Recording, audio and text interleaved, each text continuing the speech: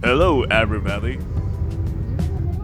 Assalamualaikum warahmatullahi wabarakatuh. Perkenalkan, saya Muhammad Syafiq dengan NIM A01251204 dari kelompok 4. Baik, perkenalkan nama saya Penggawa Ikram dengan NIM A01251163. Baik, nama saya Fatur Rahman Nurjaya dari jurusan Manajemen dari kelompok 4 dengan NIM A021251167.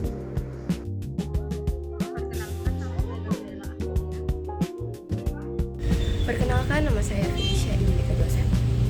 Crisis Communication and Public Transparency at TikTok Indonesia 2025. Baik, pada laporan kali ini kita membahas tentang hasil diskusi mengenai studi kasus Crisis Communication and Public Transparency at TikTok Indonesia 2025, di mana komunikasi digital pada era sekarang itu menjadi aspek krusial dalam dunia bisnis modern, terutama saat kita menghadapi krisis yang berdampak pada reputasi perusahaan dan kepercayaan publik.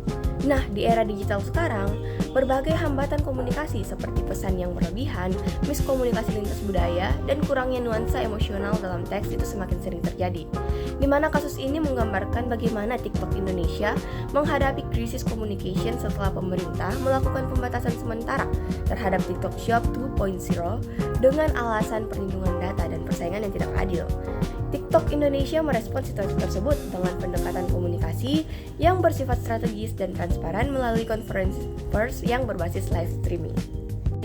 Bagaimana penerapan konsep strategic conversation oleh TikTok Indonesia? Jadi, TikTok Indonesia itu menerapkan konsep strategic conversation dengan memilih komunikasi dua arah yang bersifat terbuka dan langsung kepada publik melalui siaran langsung, konferensi pers, dan sesi tanya jawab. Nah, perusahaan ini memberikan kesempatan bagi masyarakat untuk mengajukan pertanyaan serta menerima penjelasan secara real time.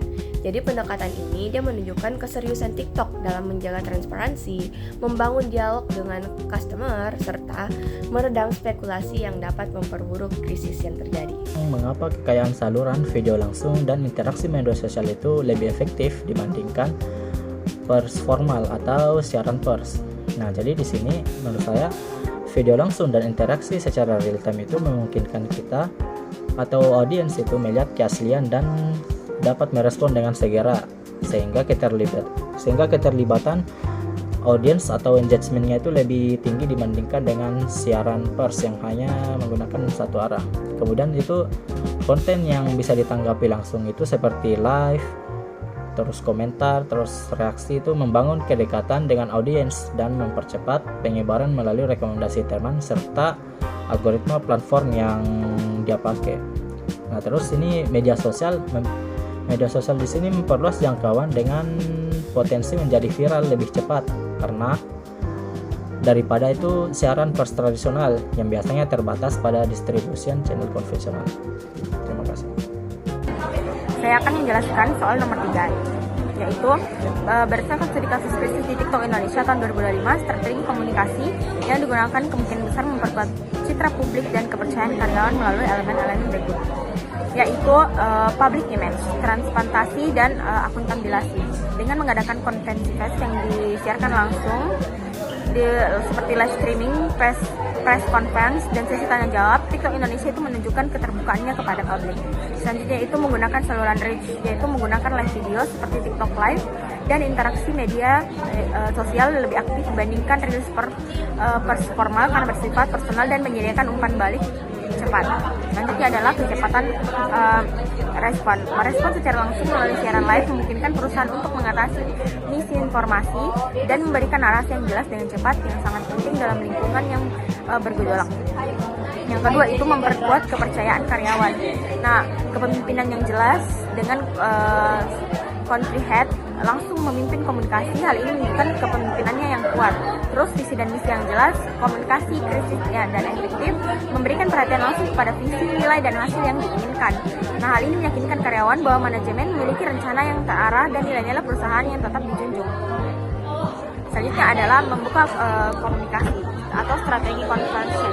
Mengadakan sesi Q&A secara live mencerminkan elemen strategi conversation, yaitu komunikasi terbuka, umpan balik, dan karyawan merupakan bagian dari audiens merasa diikutsertakan dan melihat transparansi perusahaan yang giliran meningkatkan loyalitas dan kepercayaan mereka terhadap masa depan perusahaan. Baik, lanjut ke nomor 4. Jika saya menjadi communication manager, langkah tambahan untuk mengatasi misinformasi pertama itu membuat tim monitoring digital. Tim monitoring digital itu untuk memantau media sosial supaya cepat tahu kalau ada hoax dan ada berita benar. Terus yang kedua itu menyiapkan laman khusus untuk klarifikasi, jadi orang-orang itu bisa lihat mana informasi yang benar dan mana yang tidak benar. Terus yang ketiga itu bekerja sama dengan media dan influencer untuk membantu menyebarkan berita yang tepat dan melarang orang-orang menyebarkan berita hoax atau tidak benar. Dan yang terakhir itu memberi informasi yang sama ke semua karyawan, seperti meningkatkan masalah internal supaya tidak ada perbedaan jawaban ketika ditanya oleh publik.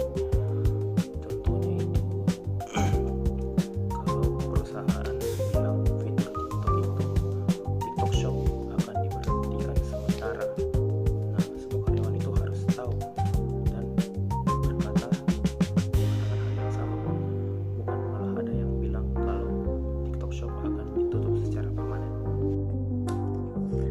Jadi kesimpulannya adalah fenomena Crisis Communication and Public Transparency TikTok pada tahun 2025 adalah bagaimana kemampuan TikTok dalam merespons dan mengatasi krisis di berbagai bidang, yaitu dengan cara mengakses informasi secara cepat, jelas, dan tentunya terbuka di tengah meningkatnya tekanan publik dan regulasi pemerintah.